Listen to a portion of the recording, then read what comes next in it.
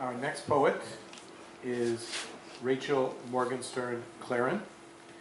She's a Cleveland-born, Montreal-based poet and Portuguese-English translator. Her honors include a Fulbright Fellowship to Brazil, a Hopwood Award, an Academy of American Poets Prize, the Page Davidson Clayton Award for Emerging Poets, and residencies with the Vermont Studio Center and the Banff International Literary Translation Center. Her original poetry and translations appear or are forthcoming in journals including Best New Poets, Narrative, Guernica, The Common, and Asymptote. She holds an MFA in Poetry and Literary Translation from Columbia University. Rachel Morgenstern-Clarren.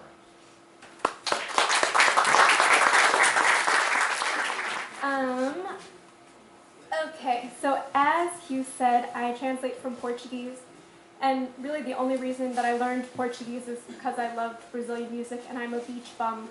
So the snow was really depressing today, so I'm going to start with a couple poems about Brazil, and then we'll go other places. So the first time that I lived in Brazil, I lived in the northeast in Salvador da Bahia, and these are 3 poems from a sequence about that area. Campo Grande. In daylight, everything inside was loud and fluid. Fountains, skateboards, old women's laughter. But darkness transformed the plaza into a makeout park. Every bench lopsided with teen namorados pressed against each other, shadows spreading across the cut grass. New to the city, I listened for quarrels. Such precision of vocabulary, such careful enunciation. For hours I lapped the guards, their machine guns glinting. I sprinted from streetlight to streetlight, as though my love was waiting at the gate. This one's called Painted Boats Heavy with Mirrors. A fleet of small painted fishing boats sets out for the horizon, carrying gifts to ensure Imogen's pleasure. Flowers, lipstick, jewelry, mirrors. Cities and villages line the Atlantic Ocean like an inseam. Surfistas ride mandarin-tinted swells.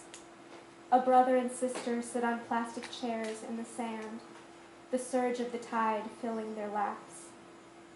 Even the sidewalks oscillate black and white tiles.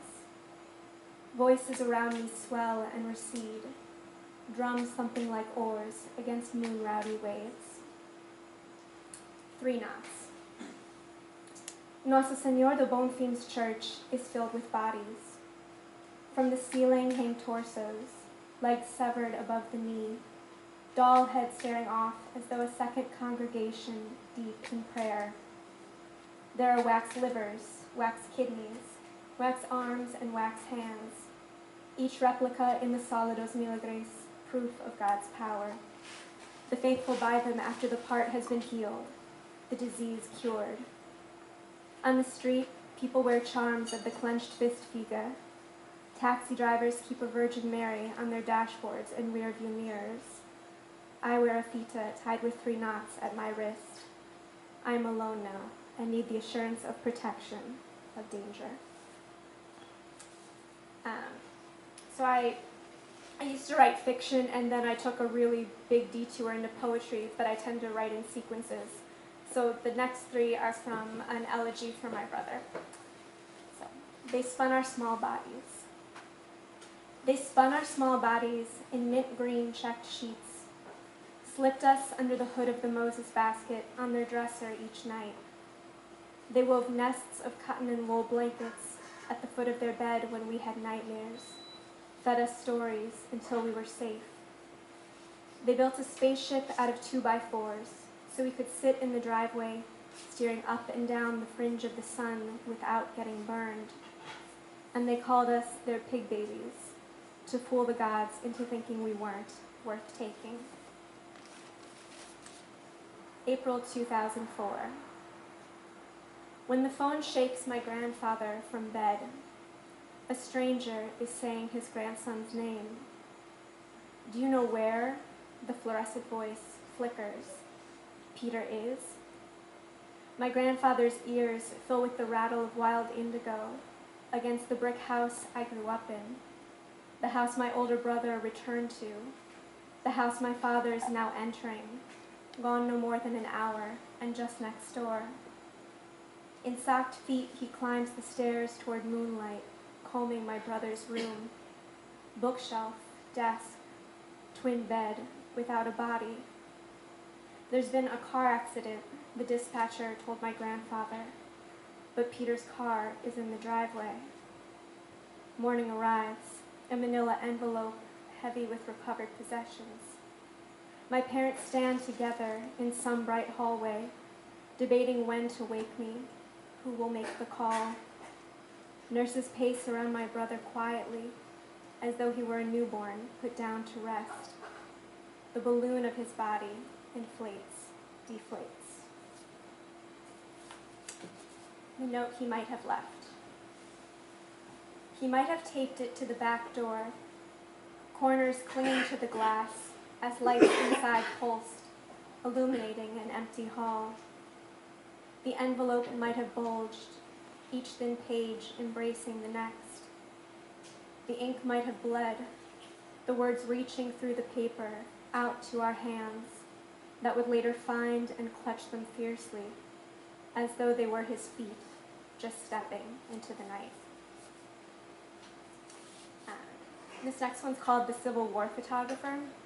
And I'm not sure if this exhibit toured at all in Canada. It toured a lot in the US, but it was an exhibition of all of the early tintypes from the Civil War, because it was the first war that was heavily photographed and that people could actually see firsthand what had happened when their loved ones went away. So, the Civil War Photographer. In my portrait studio, I place each soldier's head between a metal vise to keep him still. But things move too fast in the field. I photograph what remains after the fighting's done. Not smoke, but the cold cannon, the burnt-out mill, the singed hills, branches curling inward like a man's nails grown wild. I wish I had the speed and color to capture the ceasefire, when soldiers on both sides go blackberrying. The chaos of their arms plunging into the gaps, skin brambling to a blackish red, mouths bursting from juice and thorns. How they hurt for what sustains them. And the last couple that I'm going to read are all from a series of poems sort of inspired by the Pacific Northwest, where I lived for several years. So this one's called At the Right Hour of Winter. We keep glass buoys tacked to our houseboat's facade, the porch torn between ocean and shore. You watch clouds swell in the distance, predicting when they will break, and then they break. The wind soft and forceful, as my voice sang, stay. Between storms, mosquitoes hover, feasting on still water and warm blood. Why does the one always have to grow fat off the other? I'd rather be lichen or a whale's barnacle-rimmed fins than a woman alone with just her own teeth and hands. At magnetic midnight, the northern lights crackle, another song stretching from small town to small town. Why couldn't we watch those lights together from a white slope, perfectly aligned? I want to hear the boom before the glacier calves, to feel the tide turn like the hasp of a lock. Dry lightning.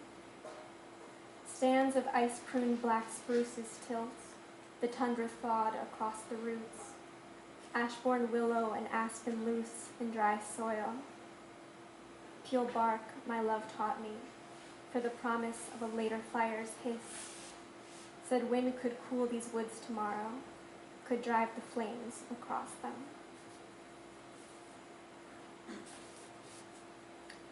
Fawns hidden in the long grass. This is the season of awakening, of hunger. The forest floor littered with antlers and jaws, bone the wolves can't crush. The breeze smells of black spruces, muskeg, fire, everything it ever touched. Somewhere close, a coyote's nostrils flare, the hairs perked on a bobcat's ears, both searching the air for their next kill.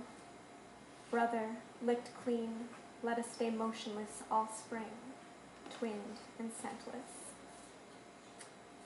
And this is the last one. It's called Estuarial.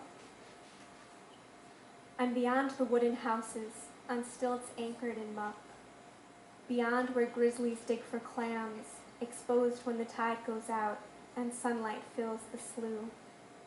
Around my waist, algae, green skin taut as milk, heated over a flame. The grainy mud moves as I move, expanding, contracting, between the pressure of my toes.